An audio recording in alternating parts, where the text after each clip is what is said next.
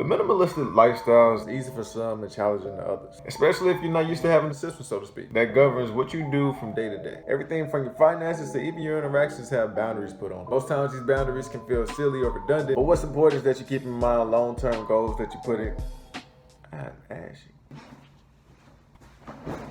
But what's important is that you keep in mind the goals that you set for yourself at the beginning of this journey. At least this is what I did for me, and this is how it's turned out so far.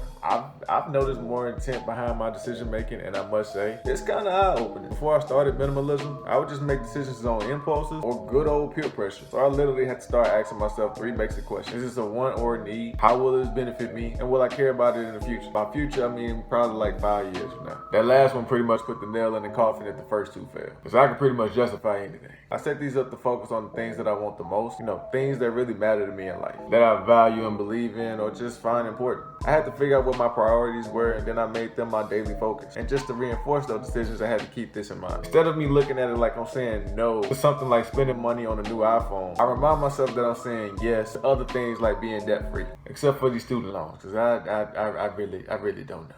But there are some things I do say yes to, like experiences. That means hanging out with friends that I rarely see or going to particular events like a concert. I look at those as rare occasions, especially given the times that we live in. But that's just me because I value memories more than any tangible gift that I can get. And food. I also appreciate food. Not saying I don't appreciate the latter. I just put more value on those particular things because they're priceless. Because I feel like no matter how hard you try, you can never recreate those particular moments in your life. Unless you have a time machine. Then shit gets weird. Like Rick and Morty type weird. Not only that, I look at experiences and minor splurging as a reward to myself for being disciplined towards this lifestyle. Because it's easy to hop in a rat race in my opinion, but it's harder to create your own path. So a little self-care is needed, but honestly it doesn't hurt. And it doesn't have to be in any form that I mentioned. It can simply just be you sitting at home, binge watching Netflix shows for a peace of mind, which is what I'm going to do today actually. Money Heist is back with season 5 and I can't turn away. And I say do this because you don't want to burn out being too minimalistic, if that makes sense. Because we all know too much of anything will kill. Except Rihanna. Rihanna can be Rihanna for as long as she want to be Rihanna, and I will not die.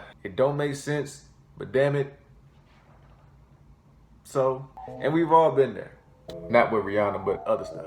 Pulling all-nighters, studying, working long hours at a job, all while running on coffee with little to no rest. When we can just say no to some things, even if it's to yourself. I know that may seem like a contradiction, but you don't want to be so focused on your goals where you don't have a balance between them and having a peace of mind. As usual, if you have any suggestions or tips you want to share, feel free to do so in the comments. Don't forget to like, subscribe, and hit the notification bell so I won't end up in the second place if I don't put myself there first for not uploading in a timely manner. Overall, minimalism is a rewarding lifestyle, but it takes patience. With having the ability to pretty much get anything you want with the tap of a button, I try to keep in mind that progress is a process. We're making changes in our lives. I guess I could say it's natural now because we've been conditioned to want things yesterday instead of tomorrow. And when we don't see that progress, we tend to get a little discouraged, not realizing that it's about growing to these milestones instead of just showing up without putting in the work. And I think I just made a big reference. Gonna end the video now.